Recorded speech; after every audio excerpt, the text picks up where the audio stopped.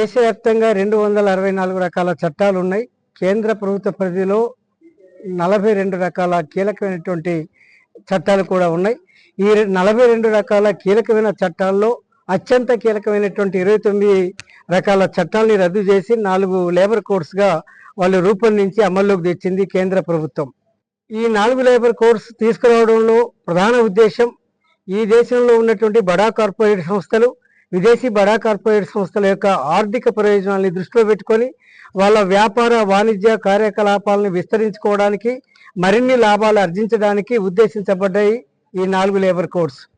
మరొకటి, ఈ దేశంలో ఉన్నటువంటి శ్రామిక వర్గం యొక్క శ్రమశక్తిని కారుచౌకగా దోసిపెట్టడానికి, ఈ దేశంలో ఉన్నటువంటి కార్మిక వర్గాన్ని బానిస స్థితిలోకి నెట్టడానికి, మధ్యయుగాల నాటి బానిసత్వంలోకి నెట్టడానికి ఉద్దేశించబడ్డ ఈ 4 చట్టాలు. అందుకని ఈ 4 లేబర్ కోడ్స్ మేము తీవ్రంగా వ్యతిరేకిస్తున్నాం. ఏంటి, గతంలో దాదాపు వందలాది కార్మిక ఉద్యమాలు జరిగినాయి, వేలాదిగా కార్మికులు ఉద్యమాల్లో పాల్గొన్నారు, అనేక బలిదానాలు జరిగినాయి, అనేక మంది త్యాగాలు చేశారు. త్యాగాలు చేసిన ఫలితంగా బ్రిటిష్ కాలంలో కొన్ని చట్టాలని, తర్వాత కొన్ని చట్టాలని కార్మిక వర్గం సాధించుకోవడం జరిగింది.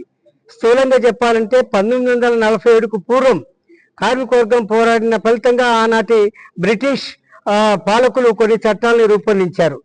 అదేవిధంగా 47 అధికార మార్పిడి తర్వాత భారత కార్మిక వర్గం చేసిన పోరాటాల ఫలితంగా, వాళ్ళ త్యాగాల ఫలితంగా మరికొన్ని చట్టాలు వచ్చినాయి.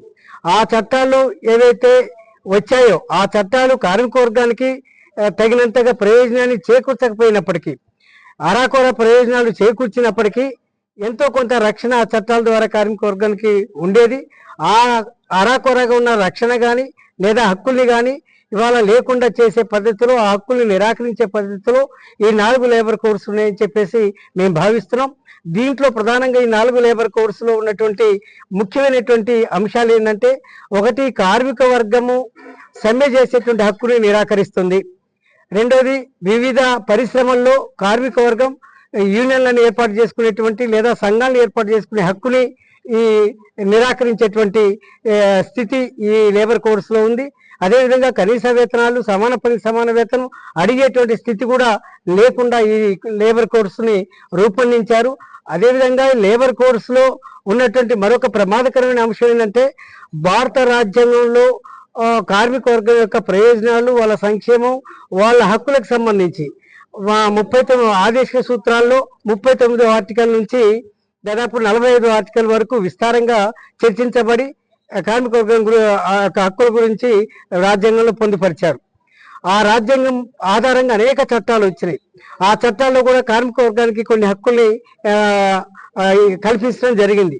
ఇవాళ భారత రాజ్యాంగంలో ఉన్నటువంటి హక్కుల్ని నిరాకరించే స్థితిలో, దాని ఆధారంగా వచ్చిన చట్టాలని నిరాకరించే స్థితిలో ఈ లేబర్ కోడ్స్ అనేటువంటిది మేము అభిప్రాయపడుతున్నాం. కనుక ఈ 4 లేబర్ కోడ్స్ ఒక కార్మిక వర్గ ప్రయోజనాలకు వ్యతిరేకమే కాదు, భారత రాజ్యాంగాన్ని కూడా ఉల్లంఘించి, భారత రాజ్యాంగానికి విరుద్ధంగా ఇవాళ 4 లేబర్ కోడ్స్ వచ్చినాయి.